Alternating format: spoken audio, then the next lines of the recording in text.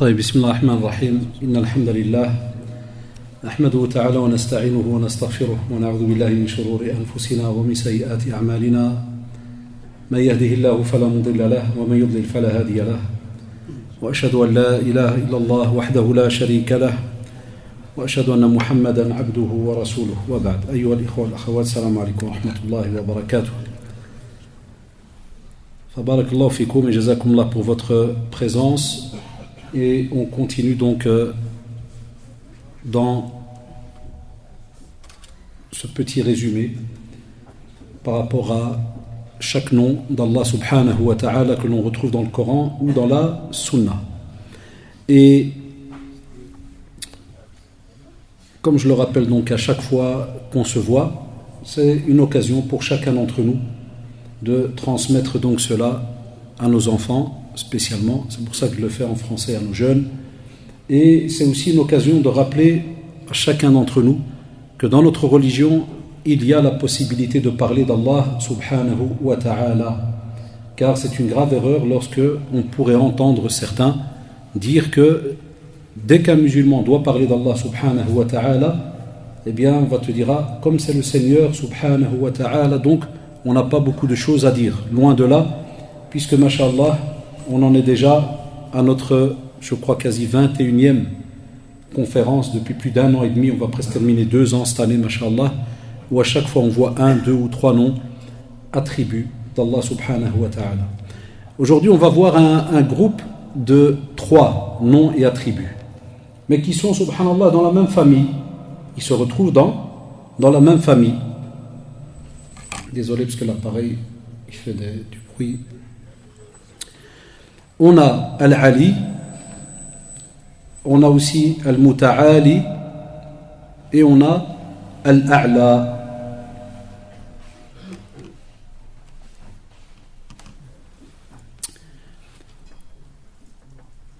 Al-Ali, eh bien Allah subhanahu wa ta'ala, il s'est appelé le Très-Haut. Et quand on dit Ya Shabab le Très-Haut, ça veut dire qu'il n'y a rien au-dessus de lui subhanahu wa ta'ala. C'est celui au-dessus duquel il n'y a rien de plus haut. Et on te dit aussi c'est celui dont le rang et le grade, sa majesté, eh bien c'est celui donc qui est aussi le Très-Haut. Dans tous ces domaines-là, personne ne peut le surpasser subhanahu wa ta'ala. Et justement, celui qui surpasse tout cela, eh bien c'est Allah subhanahu wa ta'ala, car rien d'autre qui existe dans sa création ne peut être plus haut que lui subhanahu wa ta'ala. Et hatta dans l'aqida on nous apprend que même dans le futur, donc que ça soit dans le passé, dans le présent dans lequel on vit maintenant, et même dans le futur, rien ne pourra être au-dessus d'Allah subhanahu wa ta'ala.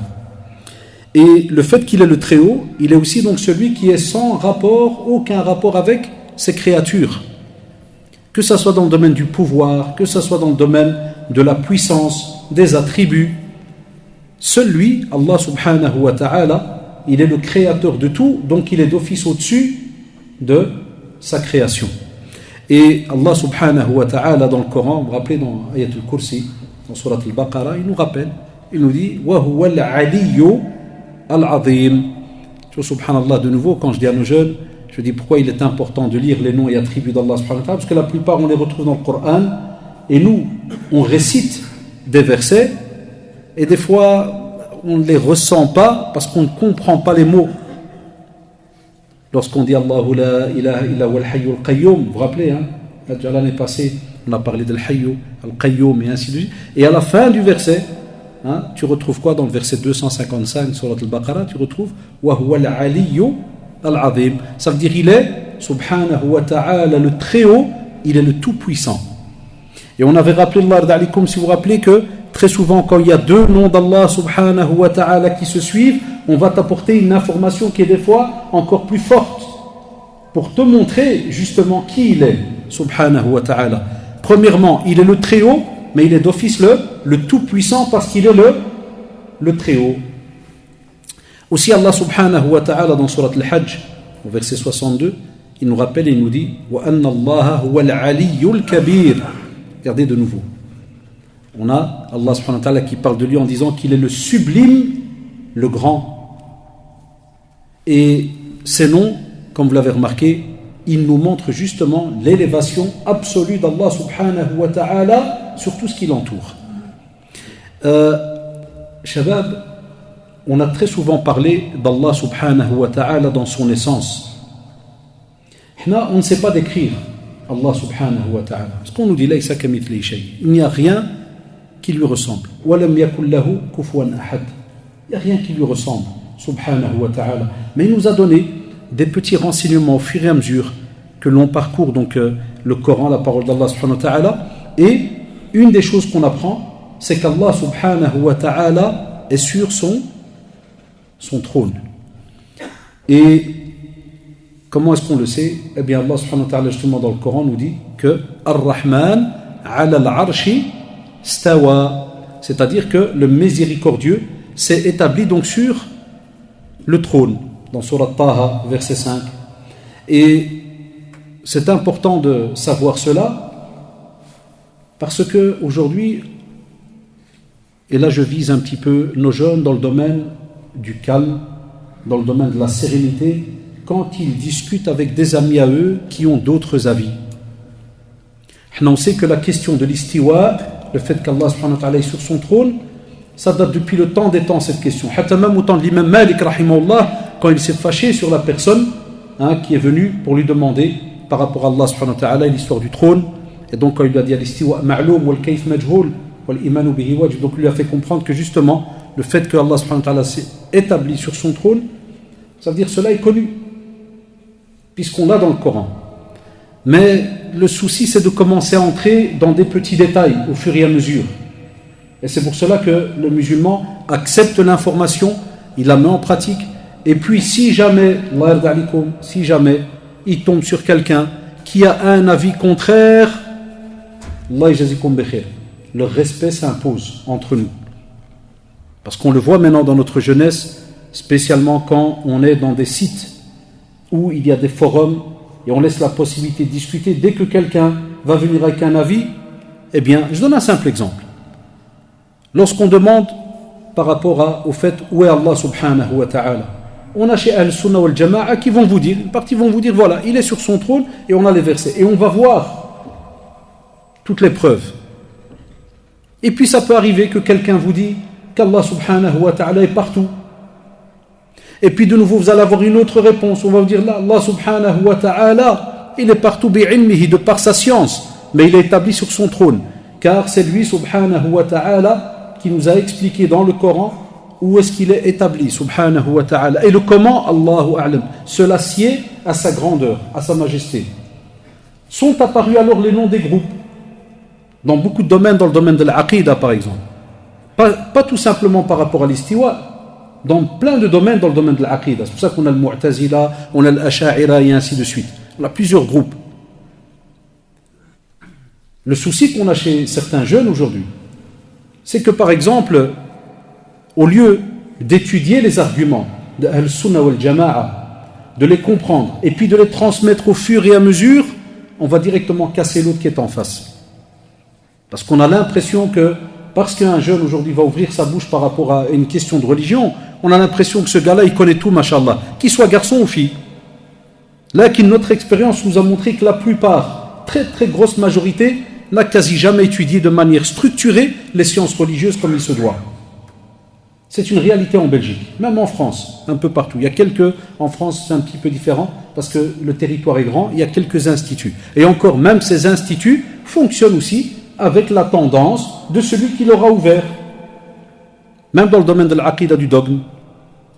Mais le mouchkila, le problème c'est, et quand je préparais ce cours, j'y pensais avec un sourire en me disant, c'est que beaucoup de jeunes entrent dans cette discussion des fois entre eux, mais ils arrivent à un point où ils s'énervent jusqu'à ce que phare même, ils rendent mécréant le non-musulman, celui qui va commencer à raconter un avis tout à fait différent. Et effectivement, il y a une chose qui est claire aussi, c'est que lorsqu'on parle dans le domaine du dogme, on doit avoir ces références. Voilà, c'est Qala Allah, Qala Rasul sallallahu alayhi wa sallam, et puis après on va voir Salafun as-Salih radiyallahu alayhim, et à la majorité, qu'est-ce qui se dit par rapport des fois à certaines questions très très lourdes. Mais moi ici, dans mon rôle de da'iya, j'essaye de faire en sorte que les jeunes, que ça soit entre eux, que ça soit aussi des fois les jeunes entre eux et leurs parents. Il peut arriver que des fois on ait des parents qui, jazahumullah, n'ont pas étudié les sciences religieuses, ils ne sont pas au courant de certains points, et qui va peut-être rester de manière pure et dure sur un avis. Tu ne peux pas, toi l'enfant, venir et à la seconde déclarer que ton père c'est fini, sort de la religion, ou bien c'est un innovateur ou ceci ou cela. On te dit, au lieu de dire tout simplement cette phrase et de le laisser et de t'écarter de lui, kun da'iya, wallah, sois prédicateur envers lui. C'est un bénéfice immense, si on le voit dans la sunna, que tu puisses, subhanallah, porter une personne vers la guidance. Wallah, c'est un bien immense que tu pourrais recevoir de la part d'Allah subhanahu wa ta'ala sur cette terre. C'est pour ça qu'il a dit, un seul. Si tu arrives durant ta vie, ne jusqu'à guider une personne, tu auras comme bénéfice un bénéfice immense. L'image qui est donnée, le bénéfice il est immense. Et cette image, comme par exemple la marque de chameau, un petit peu entre guillemets, un peu rougeâtre, comme ça, brunâtre, et qui est donc chez les Arabes, qui a une valeur incroyable, comme aujourd'hui avec certaines marques entre guillemets de voitures, s'il fallait entre guillemets faire une petite relation par rapport à cela. C'est ce qui nous manque aujourd'hui. C'est celui qui va garder son sang-froid et qui va commencer à expliquer les choses au fur et à mesure. Et puis si à la fin, la personne reste pure et dure sur son avis, jazakallah, c'est tout. Et si tu as alors l'occasion de parler de ton avis, parle-en, au contraire. Si jamais tu es dans une assise et que la personne va vouloir, entre guillemets, lui imposer en faisant croire qu'il n'y a que cet avis-là, alors à ce moment-là, bil hikma, ou le maw'ida, à ton avec sagesse, tu prends la parole et tu expliques et tu dis non. Il y a aussi un autre avis chez les gens de la sunna, et voilà les arguments, et voilà aussi les références, et ainsi de suite. C'est très très important. Donc, Allah yarda alikoum, et je le redis encore une fois, on l'a déjà dit il y a déjà quelques temps, c'est parce qu'aujourd'hui, il arrive que nos enfants, Allah yarda alikoum, ils viennent, ils posent des questions. Ouladna, nos enfants. Ils viennent et ils te disent, Aïn Allah, on va le voir après. Qu'est-ce que tu vas lui dire? J'ai été étonné lors d'un cours d'un élève, Jazaoullah, et je l'avais déjà raconté, qui me dit, voilà, l'enfant est venu, il me dit, où est-ce qu'il est Allah subhanahu wa ta'ala? Il me dit, moi j'ai jamais étudié moi ça. Je lui dis, Dieu il est partout. Allah il est partout. Et en résumé, l'enfant il part, 2 secondes après il réfléchit, il revient. Je lui dis donc, Allah il est aussi dans les toilettes. Alors le père il me dit, oula, j'ai pas pensé à ça. Je dis non, pas la toilette. Il a dit, tu m'as dit il est partout. Ouais mais voilà, Mouhil, il est partout mais pas dans la toilette. Je me suis dit c'est tout. J'ai trouvé une réponse. Et il me dit subhanallah, quelques minutes après, voilà l'enfant il revient. Il me dit Allah, qu'est-ce qu'il va demander à Abd? Il dit tu m'as dit il n'est pas dans la toilette. Et là où il y a des halloufs, des c'est les petits enfants, porcheries, kada. Il sort comme ça un exemple. Il dit là où il y a des halloufs et c'est sale, et il y a des choses, kada. Il dit est-ce qu'Allah il est là? Il m'a dit, je dis Allah, rien de choses qu'on n'a pas étudié, on prend juste des idées en se disant, tiens, le porc, donc le porc chez nous, chez les musulmans, on ne le mange pas, il est haram, donc ça veut dire que Allah subhanahu wa ta'ala, impossible qu'il soit en rapport avec. Donc, et il a dit, non, pas le hallouf. Il a dit, tu m'as dit pas la toilette, puis tu m'as dit il est partout, puis tu m'as dit de nouveau partout et pas la toilette, mais maintenant j'ai demandé après un endroit où il y a des animaux, où tu me dis non, il n'est pas là. Qu'est-ce qu'il a fait? Il m'a dit, j'étais gêné. Je lui ai dit, va demander à ta mère. Va chez ta maman. Et quand il est parti, il me dit quelques secondes après, la mère, elle a appelé le père. Elle a dit, que tu m'as envoyé. C'est quoi cette question? Ça, c'est une monsée, on a ça encore aujourd'hui. Wallah, à l'heure où je vous parle, on a encore ça, parce que je teste ça avec des élèves. Ne même plus être capable de parler d'Allah subhanahu wa ta'ala, de son prophète Mohammed sallallahu alayhi wa sallam, c'est une qualité. Donc, il est important de bien choisir et étayer donc ces règles, parce que voilà, toute règle que l'on sort de sa bouche, c'est important auprès d'Allah subhanahu wa ta'ala, parce que les anges y notent, et il n'y a pas un sujet qui est très très lourd pour chacun d'entre nous, si ce n'est pas l'aqidah, le dogme. Et je sais que ça embête certains, parce que c'est le béton armé, c'est le béton de ta vie. Si ta aqidah, alhamdulillah, elle est bonne, ce nœud, il est important, ce lien, il est important, sur lequel ta vie va être régie. Et c'est ce qui fait qu'alhamdulillah, encore aujourd'hui, nos jeunes et les musulmans dans le monde font leur possible pour rester donc attaché à Allah et rattaché à Allah subhanahu wa ta'ala. Et Allah subhanahu wa ta'ala nous le rappelle de nouveau dans un autre verset. Il dit Inna rabbakumullahu alladhi khalaqa as-samawati wal arda fi sittati ayyamin thumma istawa 'ala al-'arsh. C'est-à-dire qu'Allah subhanahu wa ta'ala, en vérité, c'est Allah subhanahu wa ta'ala qui a créé les cieux et la terre en 6 jours et il s'est ensuite établi sur son trône dans Surat Al-A'raf, verset 54. Donc cela nous montre qu'Allah subhanahu wa ta'ala, il s'est élevé sur son trône, mais la manière, Allahu ta'ala a'lam.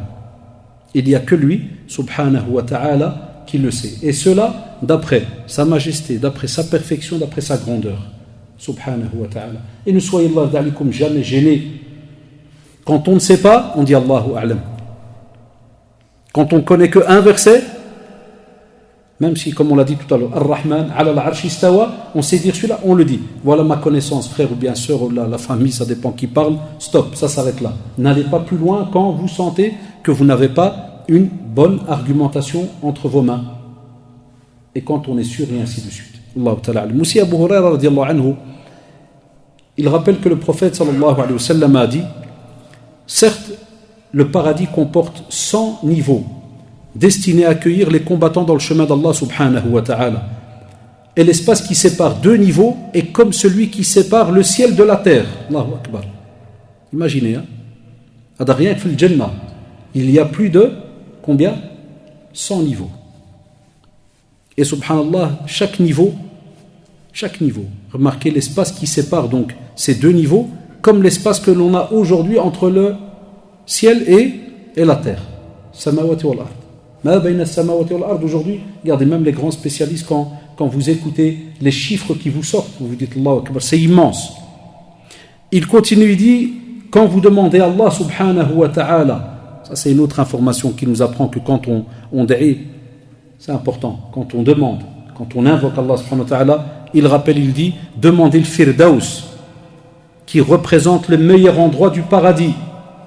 Parce que subhanallah, même dans le paradis, hein, et ça monte étape par étape, degré par degré, jusqu'à ce qu'on arrive au meilleur endroit. Il dit demandez le Firdaus, qui représente le meilleur endroit du paradis, le plus élevé, celui au-dessus duquel se trouve le trône du Clément, et qui constitue la source des rivières du paradis. Allahu Akbar.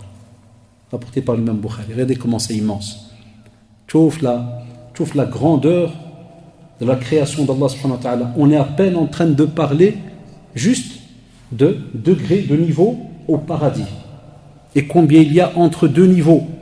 D'après cela, tu as, masha'Allah, le trône d'Allah subhanahu wa ta'ala. Et aussi Abu Dhar radiallahu anhu dit que le prophète sallallahu alayhi wa sallam, il dit que les 7 cieux comparés au kursi, vous vous rappelez dans ayat al-kursi, wasi'a kursiyuhu as-samawati wal ard. Chouf, subhanallah. La sunna, elle s'explique aussi par le Coran. Le Coran nous donne des informations que l'on retrouve aussi dans la sunna, et c'est incroyable. Et il te dit, subhanallah, le kursi c'est l'emplacement des 2 pieds. Aussi on sait qu'Allah subhanahu wa ta'ala, on parle de mains, 2 pieds, lakin wallah, il a rentré dans la description. Pour al-sunnah wal jama'a, c'est fini, ça s'arrête là. On ne décrit Allah subhanahu wa ta'ala que comme il s'est décrit, avec les mots qu'il a employés, que l'on retrouve dans le Coran et la sunna. Ça s'arrête là. C'est étonnant. Certains s'étonnent quand ils entendent ça. Ils disent, ouais, mais si on a mis pied, naam, ça s'arrête là. Ça, c'est le sunni, au sens propre du terme. Il fonctionne de cette manière-là et il avance étape donc par étape. Et il dit, lorsqu'on parle des 7 cieux, comparés au kursi, Allahu Akbar, les 7 cieux, par rapport au kursi, donc on a le trône, on a le kursi, là où les pieds donc, se placent, il te dit, ils ne sont que comme un anneau de fer, comme si tu prends un anneau, un anneau de fer, et tu le jettes dans un désert. Imagine, le Sahara, c'est immense. Si tu prends un khatim et tu le jettes dans le Sahara, tu vas le retrouver facilement. Deuxièmement, est-ce qu'il représente quelque chose par rapport à Sahara? Ou il y a cette salle de prière, tu prends une simple bague, tu la jettes au milieu. On va te dire qu'est-ce qu'elle représente par rapport à toute la salle. Ça ne dit rien du tout. Par rapport à toute la mosquée, rien. Par rapport à la terre, rien. Et comme ça au fur et à mesure. Et il continue, il dit, et la grandeur du trône par rapport au kursi, est comme celle de ce désert par rapport à cet anneau de fer. C'est-à-dire, si on regarde le désert, la taille du désert par rapport à l'anneau de fer, alors le désert va paraître immense et l'anneau de fer va nous paraître de nouveau, comme on a dit, comme s'il ne représente rien. Et tout ça, c'est des créations d'Allah subhanahu wa ta'ala. On te dit, Allah d'alikum, il est rapporté par Abu Nu'aym et authentifié par Cheikh Al-Albani, rahimahullah, le hadith qu'on vient de citer. On te dit aussi qu'Allah subhanahu wa ta'ala, il est le très haut par rapport à son pouvoir. Eh bien, lorsque il est question dans ce sujet qu'on est en train de voir ici, et qu'on parle du pouvoir d'Allah subhanahu wa ta'ala, de son élévation et de sa grandeur par rapport à ses attributs subhanahu wa ta'ala, eh bien, on ne pourrait ni les rapprocher, ni les comparer à qui que ce soit. Toujours. À chaque fois qu'on va parler de quoi que ce soit par rapport à la création d'Allah subhanahu wa ta'ala, le fait qu'on vous dit qu'Allah subhanahu wa ta'ala, il est le très haut, tout le reste ne représente rien par rapport à sa création. Ni ces choses rajoutent quelque chose à la création d'Allah subhanahu wa ta'ala, ni il diminue. Et c'est pour cela que nos savants nous disent, imaginez-vous depuis qu'Allah subhanahu wa ta'ala a créé les cieux et la terre et tout ce qu'il y a dedans et combien de bienfaits il a donné. Est-ce que ça a diminué quelque chose par rapport à ce que a Allah subhanahu wa ta'ala ou par rapport à ce qui appartient à Allah subhanahu wa ta'ala? On ne te dit rien. Et aussi, ils nous disent, on est en train de parler de l'ouvrage de Cheikh Abdel Razak al-Badr, hafidahullah, ils te disent que lorsqu'on dit qu'Allah subhanahu wa ta'ala, il est le très haut, c'est-à-dire que toutes les créatures sont soumises aussi à lui. Regardez combien de définitions on donne. Que toutes les créatures sont soumises à Allah subhanahu wa ta'ala. À un point où il dit, hafidahullah, il te dit que aucune d'entre elles, c'est-à-dire aucune créature qu'Allah subhanahu wa ta'ala a créée, même nous maintenant, on parle des êtres humains, on est entre êtres humains, eh bien wallah, tu ne peux bouger, ni t'arrêter que par la permission d'Allah subhanahu wa ta'ala. L'être humain n'a rien à voir.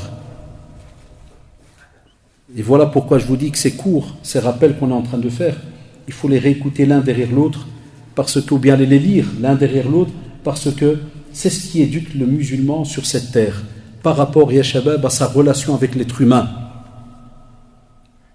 On a un gros souci par rapport à cela. La peur qu'on a de l'être humain. Et spécialement quand, regardez, c'est incroyable. Et ça, on doit le faire, et normalement, on doit l'inculquer et le mettre dans l'éducation de nos enfants, et nos parents devaient le mettre dans notre éducation depuis qu'on est petit. C'est que celui qui détient le pouvoir de toute chose, sur toute chose, c'est qui? C'est Allah subhanahu wa ta'ala, c'est pas l'être humain. L'être humain, il n'a qu'une impression de détenir quelque chose. Amma wallah, il n'a rien. Si Allah subhanahu wa ta'ala décrète kun, fayakun. Amma l'être humain, il teste. Et quand il reçoit le pouvoir, il a l'impression qu'il est capable de tout. Lakin rien. Abadan. Tout être humain, gardez ça en tête, ya shabab, gardez ça toute votre vie. Tout être humain n'est qu'une cause sur cette terre. C'est juste un sabab sur cette terre par rapport à des fois, un exemple, ta naissance, on a les parents. Un travail, tu as un patron. Tu deviens indépendant, entre guillemets, Allah subhanahu wa ta'ala a fait en sorte que une chose qu'il t'a donnée, cette petite intelligence, eh bien tu l'emploies pour pouvoir, entre guillemets, faire du commerce, ceci, cela. Mais ne pense jamais que c'est grâce à toi, grâce à lui. C'est pour ça qu'on nous corrige. Vous avez remarqué, on nous corrige quand on parle et qu'on dit « grâce à mon voisin, j'ai pu démarrer la voiture ». Qu'est-ce qu'on te dit? Qu'est-ce que tu dois dire? Grâce d'abord à Allah subhanahu wa ta'ala et au fait qu'il m'a mis ce voisin, eh bien j'ai pu démarrer la voiture. Voilà l'éducation qu'on a. Même si quelqu'un qui est très cartésien, on pourrait l'appeler comme on veut, hein, celui-là qui aussi entre guillemets qui croit que ce qu'il voit aux yeux, il va dire mais non. Si le voisin n'était pas là, voilà, ça c'est ta manière à toi de voir. À nous en tant que musulmans, toute personne qui est autour de nous, eh bien Allah subhanahu wa ta'ala c'est lui qui décide si cette personne va être capable de t'apporter quelque chose ou pas. Et on l'a déjà vu dans les traditions, que ce soit dans les 40 hadiths de l'imam Nawawi rahimahullah, où en résumé il nous rappelle que Allah et tous les êtres, que ce soit les êtres humains ou les djinns, même s'ils se rassemblent tous pour te vouloir un bien, tu n'auras que ce qu'Allah subhanahu wa ta'ala t'a décrété. Même s'ils se rassemblent, tous. Combien on a vu de personnes qui bougent pour aider un tel ou un tel ou un tel, si Allah subhanahu wa ta'ala ne l'a pas décrété, tu ne l'auras pas. Abadan, même s'ils sont 1 million derrière lui, il ne l'aura pas. Vous voulez un exemple? Comme aujourd'hui, regardez la Palestine, regardez les Rohingyas en Birmanie, regardez les guerres qu'il y a, que ce soit en Syrie, en Irak, au Yémen, partout, en Libye, il y a des mashakil partout. Et combien il y a de musulmans? Plus d'1 milliard et quelques. Ça, oh là là, 1,5 milliard. Plus d'1,5 milliard de musulmans. Est-ce qu'ils ont été capables d'arrêter quelque chose? Là. Les Rohingyas, petite communauté, en Birmanie. C'est le mine. Wallah, ils sont tués. On les masse, mais quand on dit yudabbahun, pour du vrai, hein, ils sont on vient, on les débarque comme un mouton, hein, et on les embroche. Et on a déjà vu des bouddhistes qui sont en Birmanie, hein, tous les bouddhistes ne sont pas les mêmes, ceux qui sont en Birmanie, là, et ils te montrent, hein, le corps, on prend une barre de fer, on la fait traverser tout le corps, et ils mettent du feu, et ils le laissent rôtir.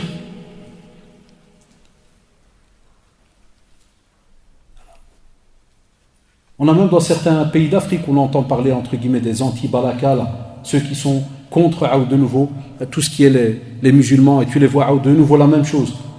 J'ai vu une vidéo, le gars, il arrache la main d'un musulman, puis il la mange, et il te dit, ouais, chez les musulmans, ils ont une sorte de pouvoir, et pour qu'on ait nous ce pouvoir, on doit les manger. Et en Afrique. On sait, va. La Palestine, depuis combien d'années? Combien d'années? On passe notre temps à faire du bruit avec notre bouche. Tout le temps. La Palestine, il ne faut pas aller loin. Ah, la même chose. Même s'il y a 1,5 milliard de musulmans, on voit les mêmes histoires et on entend chaque jour 3 morts, 4 morts, 5 morts, 6 morts, jour après jour. Voilà, il y a une sunna d'Allah subhanahu wa ta'ala sur terre. Pour ça, je dis toujours à nos jeunes, quand des fois ils sont un peu embêtés, je dis voilà, il y a une hikmah, Wallah, il y a une sagesse auprès d'Allah subhanahu wa ta'ala. Seul lui la connaît. Pourquoi on vit certains états. Mais tout simplement, j'ai cité ces exemples-là pour vous montrer de manière un petit peu simpliste, je l'admets, que si, soi-disant, l'humain, masha'Allah, il avait le pouvoir de je ne sais quoi, il n'aurait pu rien qu'arrêter ce qui se passe un petit peu à gauche, à droite. Mais on voit bien que c'est pas aussi facile qu'on le dit. Et c'est pour cela, Allah d'alikum, on va voir ici, Inch'Allah, et on terminera avec ça donc notre rencontre d'aujourd'hui. On va voir quelques preuves qui montrent qu'Allah subhanahu wa ta'ala est au-dessus de sa création. Après, comme d'habitude, moi je parle d'après les convictions que j'ai. Il y en a peut-être d'autres qui vont avoir d'autres convictions, bien quand ils vont l'écouter après sur YouTube, ceci, cela, ou ils vont commencer à... Il n'y a pas de souci. On apprend que chacun d'entre nous, il est responsable de ce qui sort de sa bouche. Et Yawm al-Qiyamah, c'est comme ça qu'on le verra. Chacun répondra de ses faits et gestes, de ses paroles. Alors, premier point, on a ce qu'on appelle chez les savants une élévation explicite. Ça veut dire qu'Allah subhanahu wa ta'ala nous rappelle, nous dit « Wa huwa al-qahiru fawqa ibadihi, wa huwa al-hakimu al-khabir » Donc « Wa huwa al-qahiru fawqa ibadihi » c'est-à-dire qu'il est le maître absolu de ses serviteurs, il est le sage et le parfait informé. Ça veut dire qu'il est celui, le maître absolu, celui qui est au-dessus de tous ses serviteurs. Rien n'est à son niveau ni à son étage. Personne, sans exception. Ceci dans la sourate Al-An'am, sourate 6, verset 18. Aussi, deuxième point, la déclaration explicite que tout s'élève vers lui. Alors de nouveau, quand on voit certains versets dans le Coran et qu'on comprend la langue arabe, on voit de nouveau que tout ce qu'il y a donc s'élève vers lui, subhanahu wa ta'ala. C'est pour ça qu'il nous dit yudabbiru al-amra min as-sama'i ila al-ard thumma ya'ruju ilayhi fi yawmin kana miqdaruhu alf sanatin mimma ta'uddun.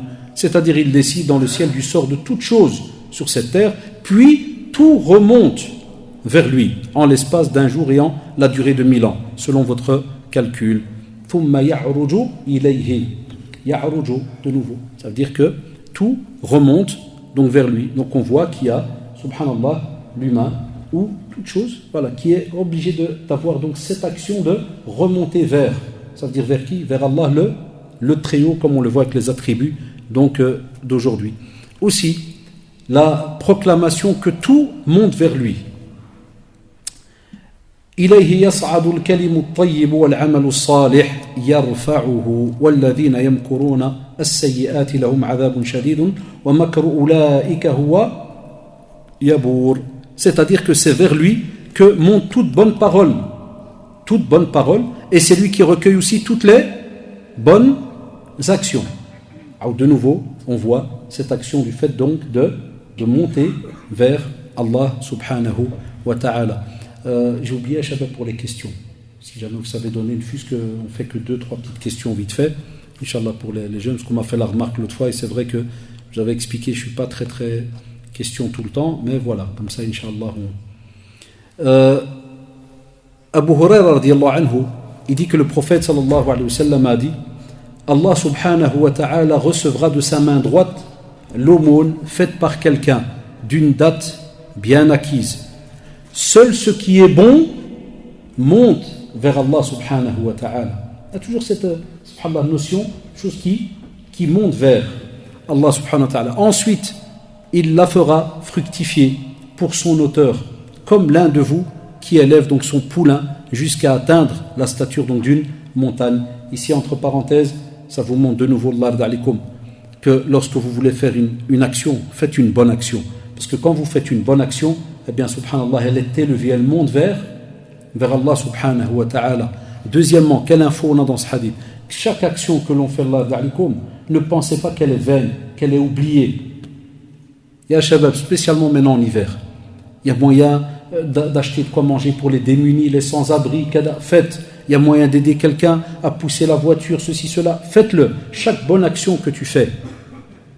Même une date, comme il dit, une tamra. Mais elle doit être bien acquise. Elle doit être bien acquise. Dans le halal. C'est pour ça que dans un autre hadith, il a dit taqun nara walaw bi shiqqi tamara. C'est-à-dire, mettez entre vous un genre de bouclier entre vous et l'enfer, Jahannam, même en donnant la moitié d'une date, une partie d'une date, tamra. Ça nous montre quoi, Shabab? L'action ne doit pas être immense. Elle se fait d'après vos possibilités. C'est faire une petite action, fais-la.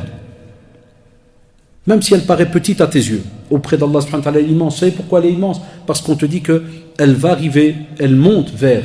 C'est le but de notre rencontre aujourd'hui, c'est de montrer qu'Allah subhanahu wa ta'ala est le très haut. Elle monte vers Allah subhanahu wa ta'ala et c'est lui qui va la faire fructifier. Allahu akbar. De nouveau, qui sommes-nous? C'est comme un genre d'investissement.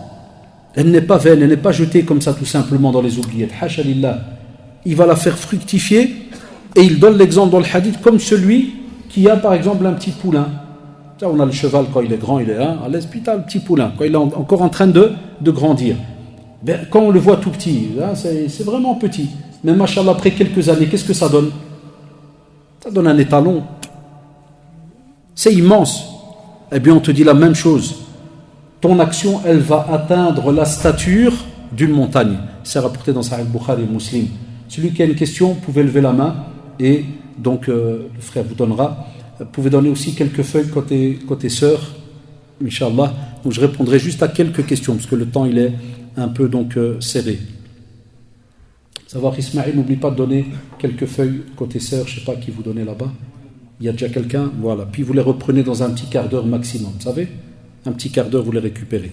Quatrième point, aussi l'affirmation explicite que certaines créatures sont élevées vers lui. Et Allah subhanahu wa ta'ala nous dit bal rafa'ahu Allahu ilayhi wa kana Allahu azizan hakima. C'est-à-dire que, comme vous le savez, on prend l'exemple de Isa alayhi salam. Il a été élevé. Plein de jeunes encore aujourd'hui croient qu'Isa alayhi salam, Jésus, donc est mort. Non, chez les musulmans, Isa alayhi salam n'a pas été tué, mais il a été élevé.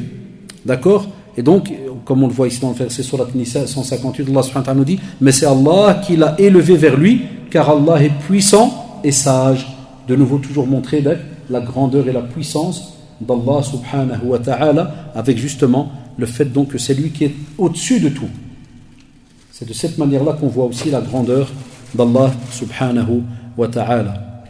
Aussi, cinquième point, le cheikh il rapporte, il dit la déclaration formelle que le livre descend de chez lui, comme à l'inverse. Vous pouvez donner aux sœurs quelques feuilles. Ça va? Donc si les sœurs peuvent envoyer une petite fille là, je crois ils sont juste à côté, et comme ça on récupère quelques petites questions, Inch'Allah. Donc, qu'est-ce qu'il dit ici? Il voit, subhanallah cheikh, il voit donc dans le verset, l'idée inverse, c'est que lorsqu'on parle du livre, la parole d'Allah subhanahu wa ta'ala, elle émane, elle descend de chez Allah subhanahu wa ta'ala. C'est pour ça qu'il nous dit Tanzilul kitabi min Allahil azizi al-hakim. Ça veut dire que la révélation de ce Coran émane d'Allah subhanahu wa ta'ala, le tout-puissant, le sage.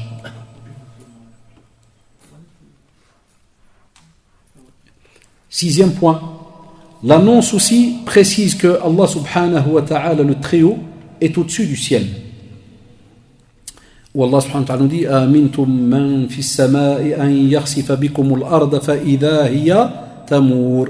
C'est-à-dire, êtes-vous sûr que celui qui est au ciel de nouveau, celui qui est au ciel ne vous fera pas engloutir par la terre lorsque celle-ci se mettra à trembler sous vos pieds, en Surat al-Mulk, Surat 67, verset 16-17. Vous aurez remarqué, à Shabab, on est au sixième point, et vous aurez remarqué l'importance du Coran, comme on le rappelle à différents moments. Et même moi qui vous en parle, je vous dis la vérité, pourquoi je parle très très souvent du Coran et de son étude? Parce que qu'Allah subhanahu wa ta'ala récompense nos parents, dans les années début 70, vers les années 75, 76, premier endroit qu'ils nous ont mis, Tahfir al-Qur'an, en Belgique, première mosquée qu'il y avait. Côté de Koukelberg et tout. Regardez quelle année, 75, 76. Et le cheikh chez qui on étudiait le Coran est mort il n'y a même pas 5, 6, 7 ans. Il est mort à 100 et quelques années. On m'a dit du côté d'Oujda. Ça s'appelait Sirabah. Allah rahmou bi rahmatillah. Même si c'était dur, rien à voir avec l'apprentissage du Coran d'aujourd'hui. Aujourd'hui, c'est du luxe. Nous, en ce temps-là, il n'y avait pas de chauffage. Il y avait un petit chauffage avec une bonbonne de gaz, mais c'était pour chauffer les pieds du fruit. Wallah, mais il retournait vers nous, m'skin. Allah rahmou bi rahmatillah. Il ne retournait pas vers nous. On devait mettre 3 chaussettes, 2 sarwals, 2 pulls, les vestes. C'est ici à Bruxelles, ici, à Koukelberg. Les années 70, c'était rien du tout. Mosquée est encore nouvelle, bâtiment encore nouveau, mais tu vois, subhanallah, al-walidin, le principal c'était le Coran, l'apprentissage du Coran. Et on a, subhanallah, ça reste mon avis, il y en a qui sont peut-être pas d'accord, mais alhamdulillah, chacun il a sa vision.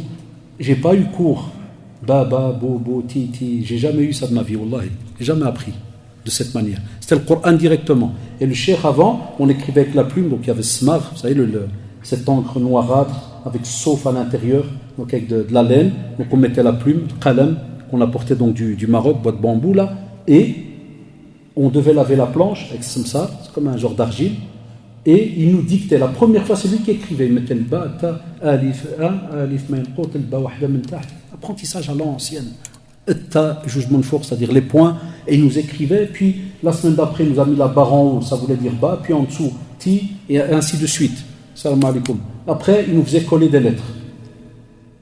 Voilà, c'est comme ça qu'on a appris à écrire. Pas 10 ans à l'école arabe.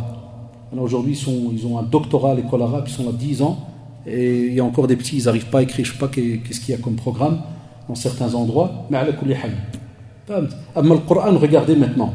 Parce qu'on a eu cet apprentissage-là, avec des explications, puis après qu'on a rencontré nos mashaykh, hafidahullah, que le Coran, il te parle. C'est la base de notre religion. Le Coran, il te parle. C'est-à-dire, si on ne vit pas avec le Coran, et si on ne le lit pas tous les jours, et si on ne le révise pas, et si on ne l'apprend pas à nos enfants, et si on n'en parle pas, c'est tout à fait normal que même la religiosité, notre islam, là, il se perd et il se perdra au fur et à mesure.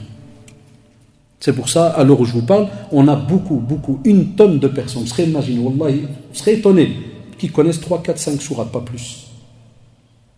Amma chez les jeunes, des fois, c'est encore même plus catastrophique, puisque pendant que j'étais prof, je vous l'ai dit, j'avais tout le temps une centaine d'élèves, et à chaque fois, que des élèves secondaires, donc c'est des grands, chaque fois ils me répétaient la même phrase, ils me disaient, Oustad, quand on était petit, j'allais à l'école arabe. Et on faisait un peu de Coran. Parce qu'à l'école arabe, tu as 1 heure ou 2, même pas 1 heure, je crois, de Coran. C'est jamais assez. Mais voilà, même ta aqida, ton dogme, voilà l'épreuve. C'est de là qu'on prend donc l'épreuve. Par rapport donc à ce verset dans Surat al-Mulk, où Allah subhanahu wa ta'ala justement il nous dit Amintum man fis sama, c'est-à-dire je vous assure que celui qui est au ciel, parlant d'Allah subhanahu wa ta'ala. Bien Muawiyah ibn al-Hakam, radiyallahu anhu, il raconte que le prophète sallallahu alayhi wa sallam, il rapporte que le prophète sallallahu alayhi wa sallam a demandé, et ce hadith subhanallah il embête, et je le sais, il embête certains qui ont des avis contraires par rapport au fait qu'Allah subhanahu wa ta'ala il est sur son trône. On l'appelle hadith al-Jariya très souvent chez les élèves. Et donc le prophète va voir une petite fille, il va lui demander, on rapporte dans une des versions qu'elle est esclave, il va lui demander, il lui dit, où est Allah? Où est-ce qu'il est? Et subhanallah, tu ouvres le fitra, la fille va lui dire, il est au-dessus du ciel. Sama, au-dessus. Il va lui dire, et moi, qui suis-je? Elle va lui dire, tu es le prophète, le messager d'Allah. Tu sais que c'est Muhammad sallallahu alayhi wa sallam. Et le prophète va dire donc à son maître, affranchis-la, car elle est croyante. Oh, subhanallah. Et il est dans Sahih Muslim. Aujourd'hui, est-ce que nous on fait ce genre d'activité ou d'exercice avec nos enfants? Deuxièmement, avant même de poser la question, est-ce que nous on est capable de faire ces exercices? Parce que celui qui ferait ces exercices-là, ça doit être quelqu'un aussi qui s'y connaît et qui connaît sa religion, mashallah, qui doit être capable. Parce qu'il se peut que la petite ou le petit va répondre d'une autre manière. Est-ce que tu as les arguments pour répondre? Vous voyez l'éducation, s'il fallait une parenthèse, l'éducation des enfants, là c'est tout un travail. Il y a les futurs, les jeunes ici, et les futurs papas, et ceux qui viennent d'avoir peut-être un petit bébé, il y a peut-être quelques semaines, ou là, il y a tous les jours. Hein? Ce matin, mon frère m'appelle, il me dit, il a eu un petit bébé, et donc voilà, machallah, la communauté, elle s'agrandit, les petits, ils apparaissent. Mais qu'est-ce qu'on va leur donner? Qu'est-ce qu'on va leur donner? Est-ce qu'on discute, nous, de ça? Est-ce qu'on parle de ça à la maison? Dites-moi les jeunes qui sont ici. Vous en parlez minimum 1, 2, 3 fois par semaine avec les parents? C'est la vérité, on sait très bien que non. Que beaucoup n'en parlent pas. Beaucoup, c'est des programmes basiques à la maison. Chacun dans sa chambre, ou bien des fois la télé, ou les jeux. Et puis on a toujours ce petit groupe qui essaye de se battre, d'aller à gauche, à droite, d'apprendre ceci, cela. D'autres qui regrettent qu'arrivé à un certain âge, ils reviennent apprendre et ainsi de suite. Là qu'il l'a. Quand on voit la sunna du prophète sallallahu alayhi wa sallam, tout le temps, il était rattaché, même aux enfants comme on le voit ici. Et on l'avait déjà vu, rappelez-vous, dans les autres hadiths qu'on a déjà parlé entre nous ici, avec Abdullah ibn Abbas, il le prend derrière lui sur la monture. Vous vous rappelez, hein, quand il a dit, je vais t'apprendre un kalimat, quelques mots, ihfadillah, yahfadka. Vous vous rappelez? Protège donc la religion d'Allah subhanahu wa ta'ala, et Allah subhanahu wa ta'ala te protégera, et ainsi. Donc il parlait aux enfants. Parce que c'est comme ça que nos enfants grandissent en étant rattachés, donc alhamdulillah, à leur religion, mais avec connaissance, dans un juste milieu. Et au moins qu'ils soient capables avec fierté de parler de leur religion, parce que quand tu la connais, tu en parles et tu la mets aussi en pratique. Mais s'il n'y a pas ce cas-là, vous l'avez remarqué, ça devient compliqué. 7e point aussi, l'énonciation claire qu'on lève les mains vers le ciel. Subhanallah. Dua. Qu'est-ce qu'on remarque, les shabab? Que pour l'invocation, et on le voit dans le hadith rapporté par Salman al-Farisi, radiyallahu anhu, où il dit que le prophète sallallahu alayhi wa sallam a dit, certes, Allah est pudique. On a parlé de cet attribut il y a déjà quelques mois. Al-Hayyu. Allah, ce n'est pas le vivant, hein, celui-là qui est le pudique. A dit qu'Allah subhanahu wa ta'ala est pudique. Et il est généreux. Et il a honte. Quand ça? Eh bien, quand quelqu'un lève les mains vers lui, de le renvoyer sans rien lui donner. Allahu Akbar. Ça veut dire le croyant, dès qu'il lève les mains vers Allah subhanahu wa ta'ala, Allah subhanahu wa ta'ala, il répond à son invocation. Et on a vu les règles de l'invocation. C'est pour ça que je vous dis tout le temps, quand vous levez les mains vers Allah subhanahu wa ta'ala, levez vos mains de manière sincère, mais avec confiance. Ne soyez pas pressés. Ne dites pas, mais j'ai pas reçu de réponse. Jamais. Parce que notre dogme à nous apprend que soit il te répond sur terre, même si c'est 10 ans après ta demande. peut-être 20 ans après, à l'âge de nouveau, il y a les jeunes. Parce que celui qui est au-dessus des 7 cieux, il sait ce qui est bien pour toi. Et il sait que pour l'instant, il est préférable que tu ne reçois pas telle et telle chose. Et il va alors te la retarder. Des fois, il ne va pas te la donner. À l'âge, parce qu'il sait que s'il va te donner cette chose-là, tu ne seras pas capable d'assumer. Et on l'a vu autour de nous. Des personnes, par exemple, qui étaient pauvres, et le jour où ils sont devenus riches, ils ont oublié et abandonné tout ce qu'il y avait autour d'eux. Même Allah subhanahu wa ta'ala. Combien de personnes, même dans le domaine du commerce, donc tijara, ils n'avaient rien, et le jour où ils ont eu, subhanallah, sumhu, fi-d-din dialoum, sumhu, fi-l'a'ila dialoum, ils ont tout largué, leur religion, leur famille et autres. Ils sont même devenus orgueilleux. Est apparu ce qu'on appelle takabbur et ainsi de suite. Ça, c'est un exemple parmi d'autres et tant d'autres exemples. Et des fois, pourquoi je dis des fois? Parce que c'est entre les mains d'Allah subhanahu wa ta'ala. Des fois, Allah subhanahu wa ta'ala te laisse la récompense le jour du jugement dernier. Vous voyez, Shabab, quand des fois vous voulez telle et telle chose et qu'elle n'arrive pas, la patience que vous avez et la confiance que vous avez en Allah subhanahu wa ta'ala fait et fera que le jour du jugement dernier, Allah subhanahu wa ta'ala vous donnera encore mieux que ce que vous avez demandé. Donc, ne soyez jamais impatient lorsque vous demandez. Et on avait dit, et c'est en rapport avec le cours, avec le rappel qu'on fait, on avait dit, quand tu invoques parmi les bienséances, qu'est-ce qu'on a dit au début de l'invocation? Utiliser des attributs d'Allah subhanahu wa ta'ala. Comme par exemple, très facilement et très rapidement, Ya Razzaq urzuqni. Tu rappelles un attribut d'Allah subhanahu wa ta'ala qui est celui qui pourvoit les êtres humains sur cette terre en bien. Eh bien, tu l'interpelles par son attribut et tu dis à Allah, justement, eh bien, donne-moi de tes biens. Mais ça demande qu'on connaisse Allah subhanahu wa ta'ala pour l'interpeller par ses attributs. Ça nous demande de nouveau d'aller étudier. Parce que, subhanallah, quand tu interpelles Allah subhanahu wa ta'ala avec son attribut, c'est très beau. Et tu reconnais la grandeur d'Allah subhanahu wa ta'ala. Le 8e point, c'est le signe qu'a fait le prophète sallallahu alayhi wa sallam avec son doigt. Et là, on nous rappelle que c'est rapporté chez Muslim qu'un jour le prophète sallallahu alayhi wa sallam il a dit aux fidèles qui étaient autour de lui, il a dit, quand on vous interrogera sur moi, qu'est-ce que vous allez répondre? Et là, sahaba radouallahu alayhim lui ont dit au prophète sallallahu alayhi wa sallam, nous témoignons que tu as transmis le message. Ballaghta ar-risala. Ça veut dire que le prophète sallallahu alayhi wa sallam a transmis tout ce qu'il devait transmettre de la part donc de son Seigneur. Ou adda al-amana aussi sallallahu alayhi wa sallam. Ça veut dire qu'il a aussi, il s'est acquitté donc du dépôt et que tu agis avec sincérité, avec ikhlas. Qu'est-ce qu'a fait le prophète sallallahu alayhi wa sallam? Eh bien, de nouveau, les savants te disent, dans cette narration aussi chez Muslim, il te dit alors le prophète sallallahu alayhi wa sallam leva son index, qu'il a levé donc son doigt en le pointant, où ça? Vers le sol, vers le ciel. Avant de s'exclamer à 3 reprises, Ya Allah, Allahumma fashhad, Ya Allah soit témoin, Ya Allah soit témoin, Ya Allah soit témoin. Alors de nouveau, ils ont dit, pourquoi le prophète aurait alors levé son index vers donc le ciel. Aussi, 9e point, il dit que le prophète sallallahu alayhi wa sallam nous a aussi révélé que la nuit de l'ascension, vous vous rappelez quand il a fait l'Isra ou le Mi'raj, Subhanalladhi asra bi'abdi laylan min al-masjid al-haram ila al-masjid al-aqsa. Donc on a d'abord ce voyage nocturne, surat al-Isra. On a le voyage nocturne. Parti donc de la Mecque jusqu'à Bayt al-Maqdis. Mais après cela, qu'est-ce qu'il a fait, sallallahu alayhi wa sallam? Ça c'est l'Isra. Après il a fait le Mi'raj. Il est monté de ciel en ciel. Yarhamukallah.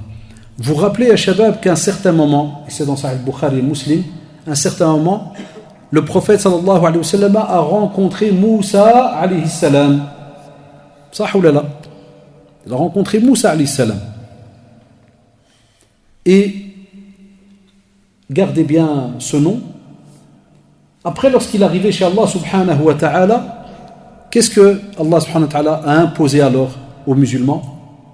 Il a dit au prophète sallallahu alayhi wa sallam les prières. Combien elles étaient au début? 50. Qu'a fait le prophète sallallahu alayhi wa sallam? Vous vous rappelez, il est redescendu, il a rencontré de nouveau qui? Moussa alayhi salam. Et c'est là qu'il lui a dit, voilà, il a été imposé, donc il m'a été imposé, voilà, pour la communauté, 50 prières. Que lui a dit Moussa alayhi salam? Est-ce qu'ils vont être capables? Subhanallah, chouf. Il a dit non. Et tu vois, le prophète sallallahu alayhi wa sallam est retourné. Et il est redescendu. Que lui a dit Moussa alayhi salam? Ils ne seront pas capables. Jusqu'à arriver à 5 prières. 5 salawat. Et même comme ça, qu'est-ce qu'il lui a dit Moussa alayhi salam? Est-ce qu'il lui a dit, 5 c'est bon? Il a dit, ils ne seront pas capables. Est-ce qu'il avait raison ou pas Moussa alayhi salam, shabab? Aujourd'hui, combien ont délaissé la prière? Combien ont délaissé la prière? Une fois, j'ai dit à des élèves qui m'ont dit, ouais, on ne prie plus. J'ai dit, taïb, j'ai dit, est-ce que vous aimez le prophète sallallahu alayhi wa sallam? Il n'y a pas un élève qui va te dire non. Ça marche à tous les coups. Il n'y a pas un musulman, dès que tu lui dis est-ce que tu aimes le prophète sallallahu alayhi wa sallam, qui va te dire non. Il n'y en a pas un sur terre, wallahi. Aucun musulman. Abadan. Je dis, est-ce que vous aimez le prophète sallallahu alayhi wa sallam? Il m'a dit oui. Je dis, quand on aime quelqu'un, on le respecte ou pas? Oui, on le respecte. Alors la même chose, tout le monde va dire oui. J'ai dit, est-ce que tu n'es pas gêné que le prophète sallallahu alayhi wa sallam, pour toi, pour ton bien, parce qu'il a eu de la clémence envers toi et il a écouté les conseils de Moussa alayhi salam, son grand frère et qui a été prophète avant lui, avec les Bani Israël. Je lui ai dit, est-ce que ce prophète, pour toi et moi, pour nous tous, est-ce qu'il n'est pas remonté plusieurs fois chez son Seigneur, subhanahu wa ta'ala? Pour ceux qui étaient encore au courant, d'autres ils m'ont dit, je ne sais pas. Et je dis, effectivement, ce que tes copains ont dit, c'est juste. Il est monté, sallallahu alayhi wa sallam, plusieurs fois, pour tarfif, pour que ça soit allégé. Pour qui de nouveau? Pour nous. Et le dernier décret, c'était que 5 prières, et chaque prière en vaut combien? 10. Allahu Akbar. Et même comme ça, aujourd'hui, on a encore des jeunes qui ne prient pas. Quelle serait la vie d'un musulman sans prière? Eh bien, le néant, c'est vide. Alhamdulillah que nous, en tant que da'iya, que prédicateurs, on a toujours et on laisse toujours une porte ouverte. Parce que c'est notre métier, c'est de faire en sorte que nos jeunes reviennent, que nos âgés, tout le monde revienne vers Allah subhanahu wa ta'ala. C'est pour ça que c'est le wa'd ou l'irshad. Venez, on essaie de montrer le chemin, venez, venez. Amma quand tu t'assis avec un cheikh qui vient tout simplement te donner un cours sur la prière, et puis quand il arrive au chapitre de celui qui ne prie pas, il te dit la parole du prophète as-salat faman tarakaha faqad kafar. Et voilà, il sort de la religion. Et après d'autres mashaykh ont ouvert des portes, kofr, dona kofr, il y a eu toute une discussion, il y a tout un épître, on remonte même jusqu'à Cheikh Al-Albani rahimahullah, il y a eu tout, même entre savants il y a eu des discordes. Est-ce qu'on le considère non musulman définitif, c'est-à-dire il n'a plus rien à voir avec l'islam, ou bien il reste musulman mais il est dans un péché grave? Il y a quelle discussion entre les savants? Il y a Shabab, il y a les jeunes. Alors qu'Allah subhanahu wa ta'ala, le Très-Haut, il l'a décrété, et nous, aucun respect. Que ce soit vis-à-vis d'Allah subhanahu wa ta'ala, Wallah, il y a les jeunes, dites-le autour de vous. Celui qui ne prie pas, il n'a aucun respect, que ce soit vis-à-vis d'Allah subhanahu wa ta'ala, et deuxièmement vis-à-vis du prophète sallallahu alayhi wa sallam. C'est la vérité. Il faut dire aux sœurs de remettre les questions. Ça, s'il n'y en a pas, il n'y en a pas. D'accord, Shabab? Donc, Allah rada alikum, as-salah, as-salah, as-salah, comme disait le prophète sallallahu alayhi wa sallam avant de mourir. Wa ma malakat aymanukum. Ne lâchez jamais la prière.